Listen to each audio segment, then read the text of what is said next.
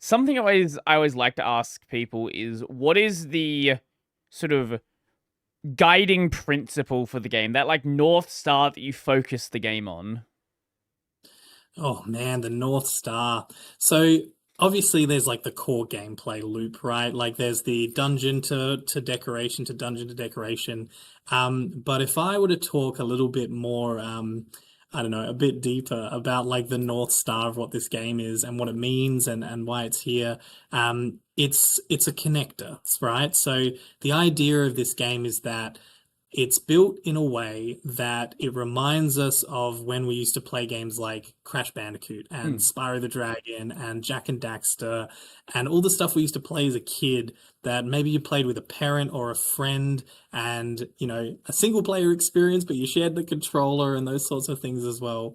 And the idea for this is I want to create an experience that's simple enough that my kids, when I have kids, could play something like this and go, you know what? That was the game that brought me into gaming. Right. And so I really want this experience to be something where people go, I play it for the nostalgia and I show my kids the game because it fits their vibe as well. And now we play Diablo together. And now we play the other stuff together because we started in something that was simple and easy and it connected us together.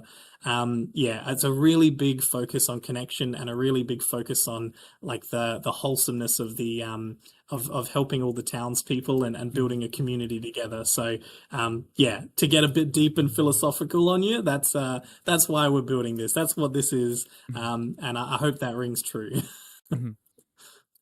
Sort of a bit of a side tangent there. Do you remember what the first game you ever played was? Oh, yes, absolutely. I have a my first game and also my favorite game is a is a game called King's Bounty, which came out on the DOS system.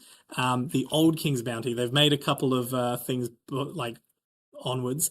But if you look up King's Bounty DOS, you'll see, okay, right, 16 by 16 pixel sprites. Everything's a very yucky green color.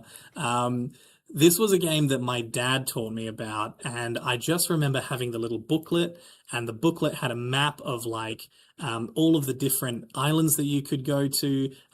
Essentially, as a bit of a, before, I don't want to go on a huge tangent about this because I will, but like to give it a bit of context, you play as a knight who has been hired by the king to find his magical scepter that has been stolen by a dragon, Mm. which I think is the coolest storyline ever. But essentially, you kind of traverse around the world and you find these bounties, and you need to go and essentially be a bounty hunter to take out these villains that are in these different castles. Mhm. When you take out a villain, you get another puzzle piece to try and figure out where this scepter has been hidden somewhere in the 3 or 4 islands that the game has.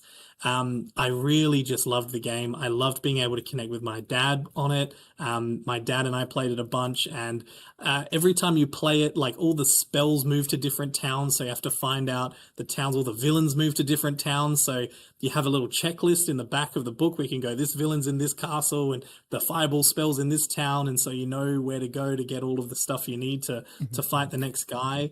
And it just had like a really like livable world, which was so crazy for the DOS era, to have a game that felt like it was alive regardless of whether you were there. Mm. And that's kind of been my inspiration for getting into games in the first place. That and board games. I absolutely love board games, but that's my first game and also my favorite game. My first game is not my favorite game. It was Spyro Into the Dragonfly, which is Oh, a bit okay. of a rough Spyro game. Bit But of a rough one. But the original Spyro games, great games. Love oh them. yeah, I played those a Absolutely. bit later, and yeah, they're fantastic. If Mm. anyone hasn't played it, go play the Toys for Bob remake. They're great. Oh, Or play the 100%. PS1 games. Whatever works. They're both great. Yes. If you learn nothing else from this podcast, please go and play Spyro. Yep, yep, yep. So right now, what are the areas you feel like sort of need the most polish in the game? Like what? Hmm. Yeah, like what is still kind of underdeveloped that you would really like to see expanded? I mean, like the easy answer is all of it, right? Like at the end of the day, where we can be a little bit of a perfectionist group. So Mhm. there's so many things that we're like, oh, it's good, but it's not quite. Right, right, Um, right. I think for a lot of what our systems are, we've tried really hard to test a bunch of things, and in doing that, it means that we have a lot of what's called technical debt. So technical debt is basically there's a lot of code there, and some of it's a little bit tangled. So once we're finished with getting this demo out, our next big step is tackling a lot of that debt and kind of paying that down. So cleaning up some of those systems and the back end to make it a little bit more modular, and making sure that there's not a system plugged into a system into a system into a system, and everything can kind of still work, but is a little bit less full on and connected. But that's just the nature of the beast, really. But that's probably like the biggest thing I can think of from that standpoint. The other thing is just more content. I just want to get more content in. I want more levels and more ideas and more puzzles and more chunks that you can play in and more furniture and the whole thing. So it's just about getting more and more and more stuff. Right. And once those systems are fundamentally built properly, then yeah, all it is content. So it's just about like, where do we want to go with this now? You said more and more and more stuff, and this goes back to what I talked about earlier with like game scope.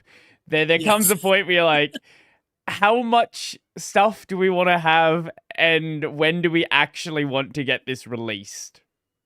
Yeah, so I think a lot of the plan for me is that we have a pretty solid scope for what the release is going to look like, Mm, and then based off of I guess the reception from that release, we'll be able to make a decision on what other stuff we want to add.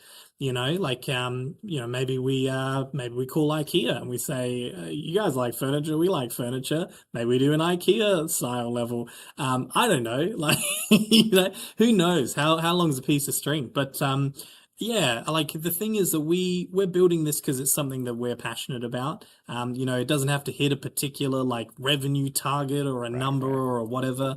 Obviously, we have likes, we have things, we have dreams and things we would like it to do. And we have invested, quite a bit of time and money and effort in making this thing happen. Mhm. But at the end of the day, that's never really been the focus for us. It's always been about making something that's really awesome. And so if there's an audience there and they want more content, then it's likely we'll build more content for it, as long as it makes sense.